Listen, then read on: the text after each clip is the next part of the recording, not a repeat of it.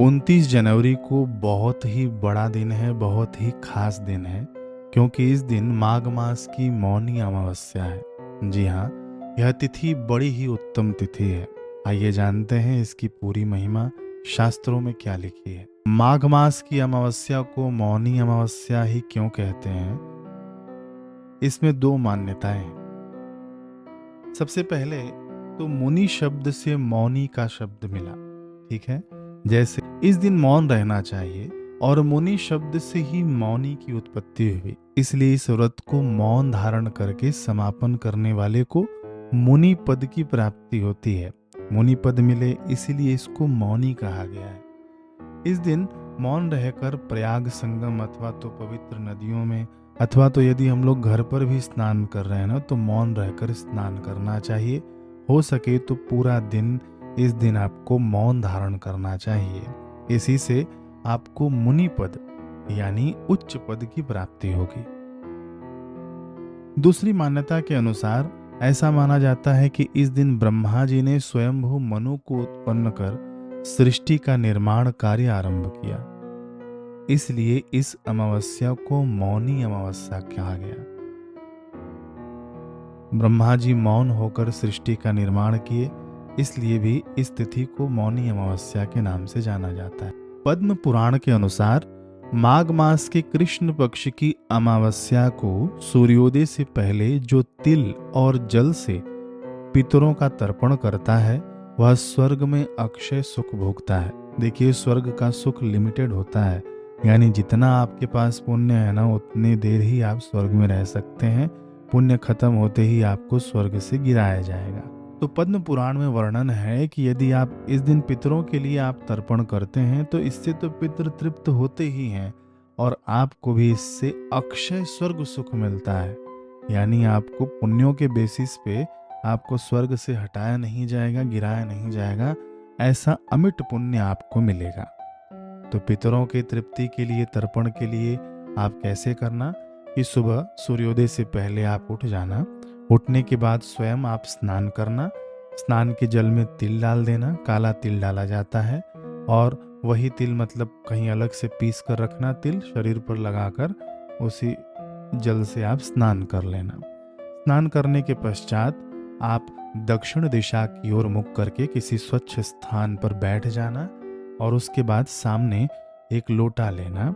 उसके अंदर पहले गंगा जल, फिर नॉर्मल जल, तिल, कुशा, पुष्प और तुलसी पत्र पहले का टूटा हुआ हो ना, पहले का तोड़ा हुआ, तो तुलसी पत्र आप डाल देना इसके अंदर। तुलसी पत्र डालने से पितरों को अखंड तृप्ति मिलती है। इतना आप डाल देना। दक्षिण दिशा की ओर मुख करके बैठकर आप गीता जी के 7वें अध्याय का पाठ कर लेना। पाठ का लिंक मैं आपको दे दूंगा डिस्क्रिप्शन में। गीता जी के 7वें अध्याय का पाठ पूर्ण करके भगवान के नाम का कुछ देर आप जप करना। ओम नमो भगवते वासुदेवाय, अथवा तो ओम नमो नारायणाय, अथवा तो जो भी आपके पास गुरु मंत्र है ना, उस जल के समक्ष आप बैठकर जप करना। और फिर मन ही मन संकल्प करना, आप जिन भी पितरों के लिए तर्पण कर रहे हैं, मेरे दादा, मेरे दादी जी है ना, यदि जिनका भी शरीर देव हो चुका है, आपके मित्र हों, सगे संबंधी हों, है ना, सबको आप स्मरण कर लेना। उस समय नाम याद हो तो अच्छी बात है, नाम याद नहीं हो, यदि आपके ही कुल गोत्र के हों तो आप कह देना मन ही मन कि मैं अपने दादाजी के लिए, अथवा तो दादी जी के लिए, अथवा तो फलाने के लिए इस जल को अर्पित करूंगा। हे पितृ देवता, हे पितृगण, आप इस जल से तृप्त होइएगा। इतना आप उस जल में देखते हुए संकल्प कर लेना। संकल्प करने के बाद फिर आप दक्षिण दिशा की ओर मुख करके पितृ तीर्थ से आप वह जल पितरों को अर्पित कर देना दूसरे बर्तन में। देखिए, इस प्रकार से वीडियो में आपको दिखेगा, पितृ तीर्थ से जल दिया जाता है। फिर उसके बाद यह जल आप रख देना, क्योंकि सूर्योदय से पहले आप करेंगे ना, तो यह जल आप सूर्योदय के बाद उठकर पीपल में डाल देना। जल सूर्योदय के पहले पीपल में नहीं डालना, इस बात का आप ध्यान रखना। यदि कोई नदी सरोवर हो तो उस नदी में भी इस जल को प्रवाहित कर सकते हैं, आम के पौधे में, अथवा तो कोई भी देव वृक्ष में, नीम आदि में आप डाल सकते हैं। सबसे उत्तम में उत्तम पीपल के पौधे में आप ये जल अर्पित कर देना। तो इस प्रकार से आप पितरों का तर्पण कर सकते हैं, बिल्कुल ही सहज भाव से कर सकते हैं। और यदि पूरा विधिवत आपको तर्पण करना हो ना, तो इसका लिंक मैं आपको डिस्क्रिप्शन में दे दूंगा। तर्पण किस प्रकार किया जाता है उसमें भी बड़े आसानी से बताया गया है, वह भी देखकर आप कर सकते हैं। अब आगे बढ़ते हैं हम लोग इस अमावस्या की महिमा में। जो इस तिथि को तिल की गाय बनाकर उसे सब सामग्रियों सहित दान करता है, वह 7 जन्म के पापों से मुक्त हो स्वर्ग लोक में अक्षय सुख का भागी होता है। तो तिल का गौ कैसे, आप पहले ही बना लेना, हो सके तो 2 दिन पहले, 1 दिन पहले, अथवा तो तिल ले लेना, है ना, मुट्ठा भर तिल ले लेना, जितने में एक गौ की आकृति बन जाती हो ना, छोटी सी लड्डू आप बनाते हैं ना, गौ की आकृति जैसी बनाने के लिए कहा गया है। यदि आप नहीं बना सके तो तिल और गुड़ ले लेना, है ना, दान के लिए केवल इतना भी ले लेना। और भी अन्य सामग्री कहा गया है तो आप उसके साथ सीधा सामान चावल और दक्षिणा ले लेना। और ये सदाचारी ब्राह्मण को दान करना होता है इस दिन, अथवा तो किसी संत महापुरुषों को आप दान कर सकते हैं, गरीब गुरबों को दान कर सकते हैं। यह करने से इस दिन अक्षय सुख की प्राप्ति कही गई है। ब्राह्मण को भोजन के योग्य अन्न देने से भी अक्षय स्वर्ग की प्राप्ति कही गई है। जो उत्तम ब्राह्मण को अनाज, वस्त्र, घर आदि का दान करता है उसे लक्ष्मी कभी नहीं छोड़ती। देखिए कितनी बड़ी तिथि है ये मौनी अमावस्या। इस दिन पितृ पूजा, श्राद्ध, तर्पण, पिंडदान आदि कर सकते हैं। पिंडदान जिनको करवाना होना तो इस दिन आप कर सकते हैं। इससे पितृ तृप्त होते हैं और उनकी मुक्ति होती है।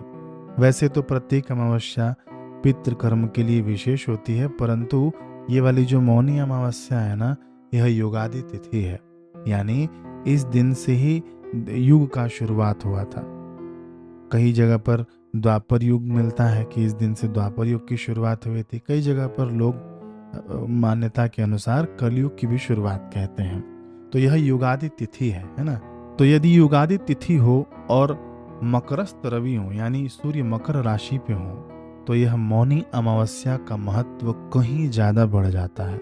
यदि कोई पितृदोष से पीड़ित हो, अथवा तो किसी को लगता हो कि माता पिता अथवा तो गुरु के कुल में किसी को अच्छी गति प्राप्त नहीं हुई है, तो तर्पण करना विशेष लाभदायी होगा, है ना।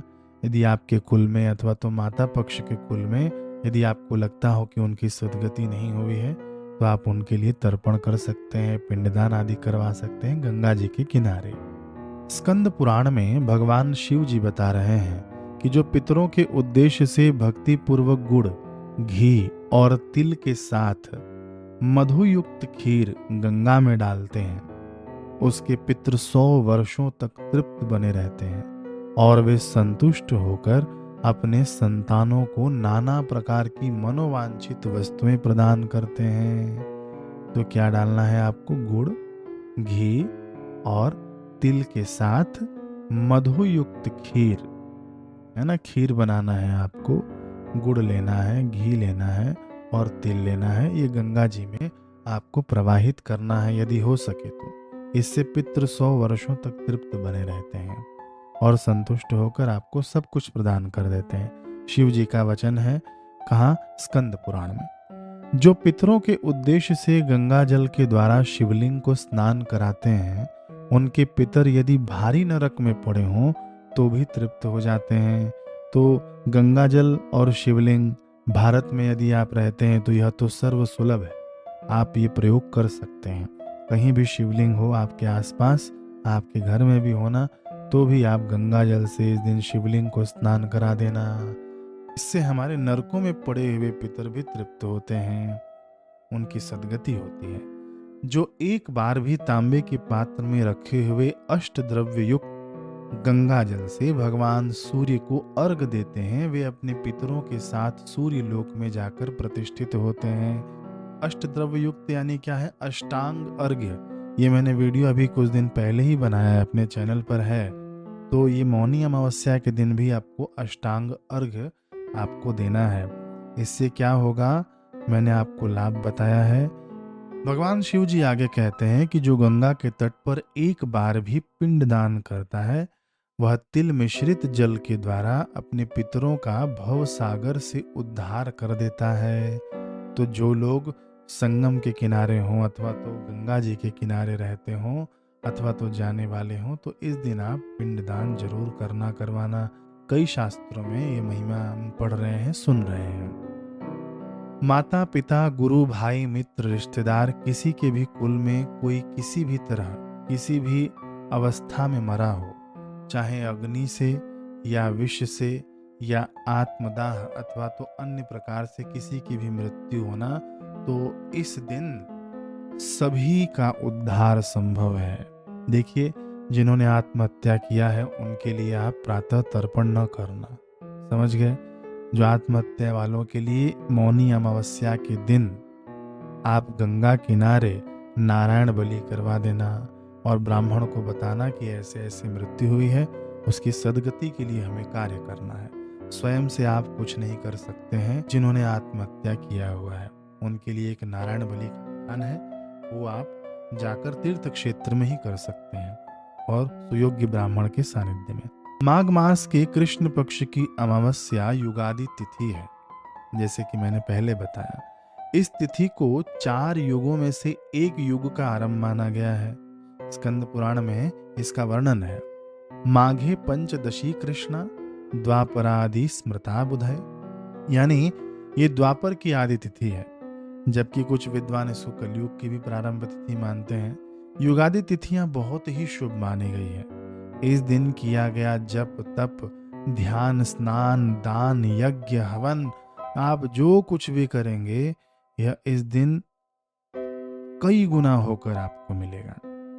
प्रत्येक युगों में, ध्यान से सुनिए, प्रत्येक युगों में 100 वर्ष तक दान करने से जो पुण्य आपको होगा वह युगादि काल में एक दिन के दान से आपको प्राप्त हो जाएगा। आप मौनी अमावस्या के दिन एक दिन आप दान करना, 100 वर्षों के दान का पुण्य आपको मिलेगा। ये बिल्कुल पक्की बात है। युगादि तिथि की ऐसी महिमा है, ये स्कंद पुराण में वर्णन है। तो क्या करना, आप खूब दान पुण्य करना, खूब भगवान के नाम का जप करना। इस दिन साधु महात्मा तथा ब्राह्मणों के सेवन के लिए अग्नि प्रज्वलित करनी चाहिए। यानी मान लीजिए ठंडी लगता हो ना किसी ब्राह्मण आदि को, किसी संत महात्मा पुरुष को, तो इस दिन आप अग्नि प्रज्वलित करके उनकी सेवा करें। रजाई कंबल आदि जाड़े के वस्त्र उन्हें देना चाहिए। इस दिन गुड़ में काले तिल मिलाकर लड्डू आदि बनाकर लाल वस्त्र में बांधकर दान करना चाहिए। दान की महिमा हो और गौओं को दान न दें, ऐसा हो। इस दिन गौशाला में गायों के निमित्त हरे चारे और जो भी हम उनकी सेवा कर सकें, दान आदि अथवा तो स्वयं श्रम कर सकें, शारीरिक श्रम, तो इस दिन अवश्य करना चाहिए। और गौ धूलि को इस दिन मस्तक पर लगाना चाहिए, साष्टांग प्रणाम करना चाहिए गाय माता को। माघी अमावस्या को प्रातः स्नान के बाद ब्रह्मदेव और गायत्री माता का पूजन करना चाहिए। इस दिन पीपल को अर्घ देकर पीपल की परिक्रमा करनी चाहिए और दीप दान भी करना चाहिए। तो क्या करना, आप प्रातः कर सकते हैं, इसे शाम को भी कर सकते हैं। तो सुबह सुबह आप क्या करना कि पूजा आदि से निवृत्त होकर पहले तो सूर्य भगवान को अर्घ देना तिल डालकर, फिर उसके बाद जो आपने पितृ तर्पण किया है सुबह, है ना, सूर्योदय के पहले, वो जल आप उठाकर पीपल में अर्घ दे देना, मतलब डाल देना, और अलग से भी अर्घ आप देना।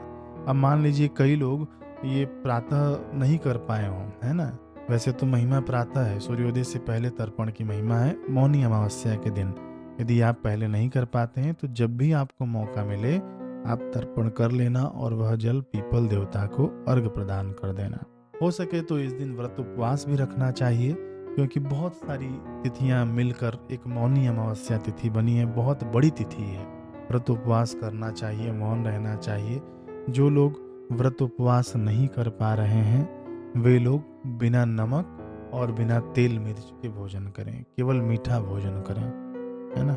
मौनी अमावस्या के दिन भूखे प्राणियों को भोजन कराने का विशेष महत्व है।